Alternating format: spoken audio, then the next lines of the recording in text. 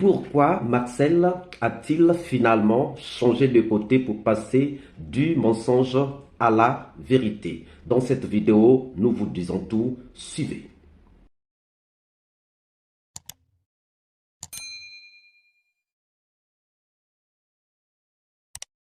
Bonjour, bonsoir. Cela dépend de l'heure à laquelle vous regardez cette vidéo. Et bienvenue si vous nous découvrez pour une première fois. Encore un réel plaisir pour moi de venir devant vous, de venir devant vos écrans pour vous faire le partage de nos analyses. Aujourd'hui, nous sommes encore en train de revenir sur la situation qui prévaut à la maison centrale.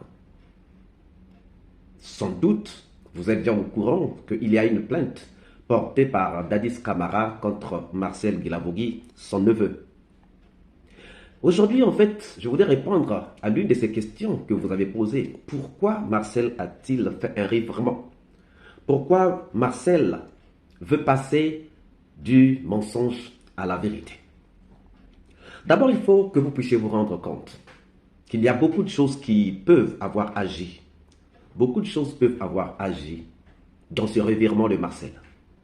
Nous avons tous suivi Marcel, qui disait qu'il n'avait jamais été au stade, qu'il n'avait jamais été à la clinique Ambroise Paré, qu'il ne savait rien des massacres du 28 septembre 2009. On se disait qu'il était en train de couvrir son oncle. On se disait que la situation était tellement grave qu'il ne pouvait pas l'avouer. Cependant, à malin est demi. Le mensonge a un ennemi farouche qui s'appelle le temps. Et la vérité a un allié sûr qui s'appelle le temps. Donc le temps est le meilleur ami de la vérité et le pire ennemi du mensonge. Et il y a des choses quelquefois, on se dit je vais faire ceci, mais quelquefois avec le temps, les choses nous rattrapent. Avec le recul et le temps, on peut voir les choses d'une autre manière, d'une manière différente. Il était dans une logique de la négation. C'était une ligne de défense qu'il s'était érigée avec ses avocats. Souvenez-vous qu'on avait déjà commencé à dire qu'il y a un flou dans ce que Marcel est en train de dire. Lorsque son avocat lui dit, avant de répondre à une question, non, il faut être sincère. Il faut être sincère. Donc c'est comme si il était en train de le mettre en garde.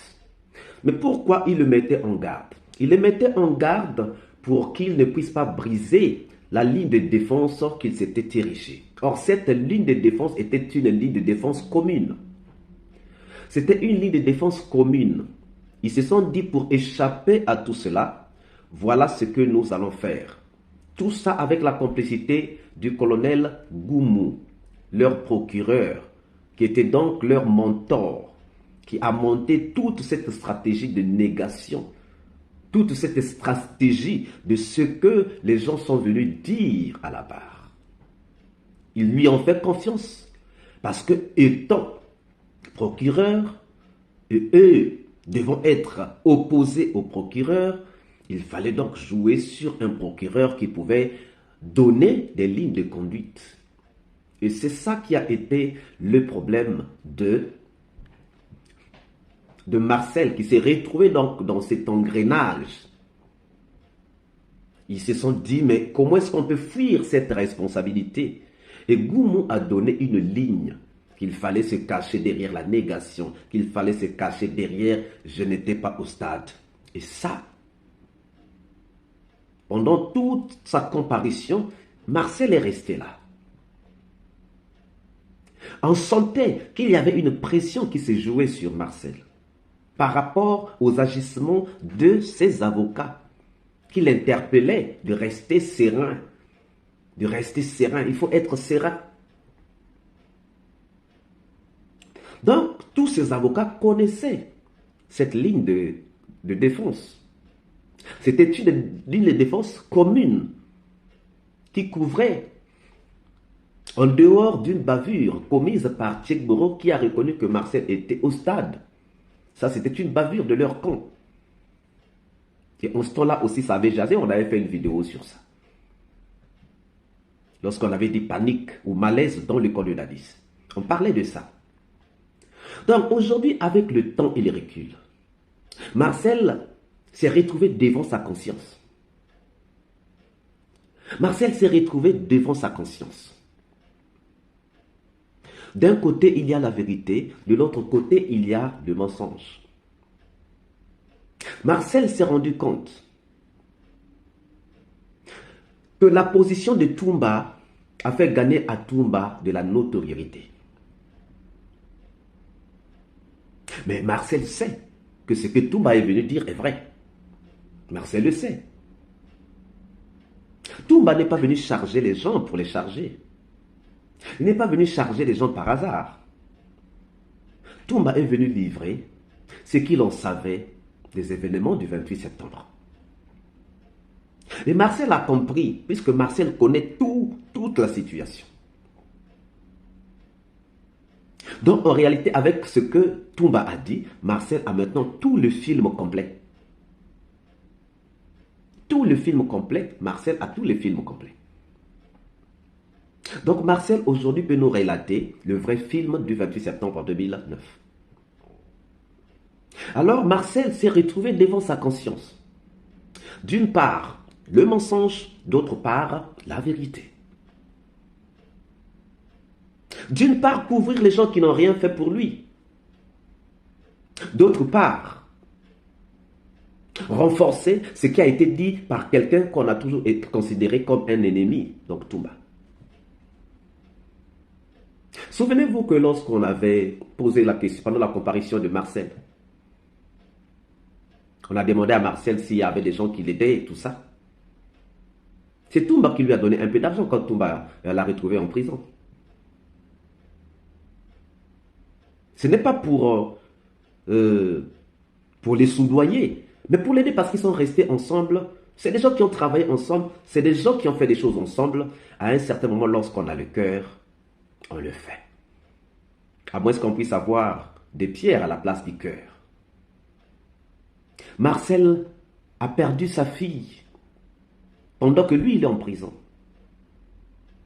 La famille de Marcel est en train de vivre des moments difficiles. Marcel était l'espoir de sa famille. Pendant que lui, il est en prison, est-ce que Dadis s'occupait même de sa famille, la famille de Marcel? Il était au lait au miel, Dadis, à Ouaga. Mais est-ce qu'il venait au secours de la famille de Marcel? Non. Et vous avez remarqué depuis un certain moment, il y a des gens qui disent que non, Marcel aime copier Toumba parce qu'il commence à s'habiller comme Toumba. Marcel est habillé par Toumba depuis un certain moment. Vous savez que Toumba est habillé par des couturiers qui veulent faire la publicité. Et lorsqu'il reçoit, il donne aussi à Marcel. Voilà pourquoi vous avez vu que le look de Marcel a changé. Le look de Marcel est en train de s'apparenter au look de Toumba. Maintenant, même si on pouvait avoir des choses contre quelqu'un, mais lorsqu'il vous traite de cette manière-là, donc Marcel s'est retrouvé devant sa conscience.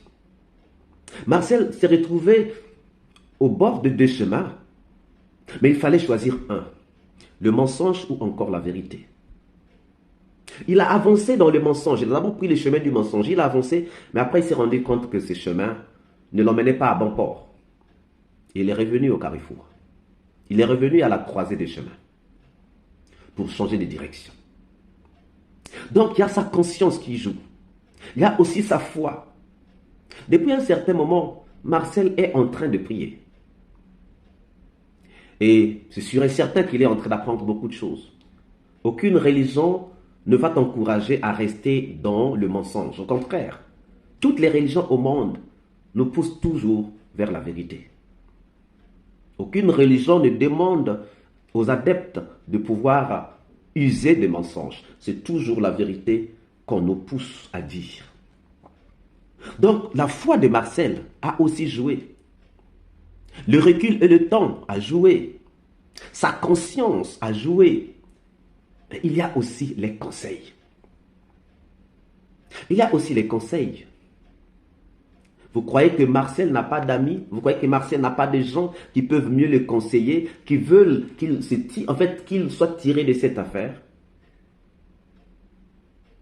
Donc, il y a des gens qui l'ont conseillé. Les cadres du CNDD qui sont passés à la maison centrale. Des amis à lui-même. Malgré qu'à un certain moment, il fallait faire bloc derrière ce mensonge-là, puisque tous les avocats étaient là-dedans. Mais maintenant, c'est fini. Déjà, le jour où Marcel avait dit « Pourquoi moi je suis resté en prison? Pourquoi les autres n'étaient pas en prison comme moi ?» C'était déjà le début d'une révolution. Et cette révolution, nous croyons que Marcel va la mener jusqu'au bout. C'est vrai peut-être qu'avec ces menaces, peut-être qu'ils vont donner ce qu'il a demandé. Il a demandé une indemnisation. Il a demandé de l'argent. Il a demandé une maison pour sa famille. Il a demandé tant de choses. Parce qu'il est en train de payer pour eux. Peut-être qu'on va lui donner cet argent. Peut-être qu'on va donner ce qu'il cherche. On ne sait pas. Mais tel que c'est parti, et tel que le procès est déjà au niveau de l'instruction, ça veut dire, cette plainte est déjà au niveau de l'instruction, ça veut dire que le divorce est consommé entre Marcel et Dadis Camara.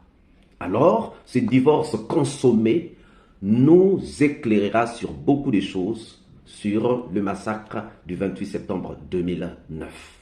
Chers amis, si vous avez aimé cette vidéo, ne manquez pas de laisser vos pouces bleus, de commenter et de partager dans vos groupes et pages. Si vous n'êtes pas encore abonné, nous vous prions de bien vouloir vous abonner. Surtout de ne pas manquer de cocher la cloche de notification afin que vous soyez avertis à temps réel de tout ce que nous allons prochainement publier. Pour ceux qui veulent rejoindre notre groupe WhatsApp, le lien se trouve en bas. Sinon, vous envoyez un message au numéro WhatsApp qui est toujours en bas de la vidéo et nous ferons le plaisir de vous intégrer dans ce groupe WhatsApp de Soleil d'Afrique. Quant à moi, je vous dis à très bientôt. Ciao.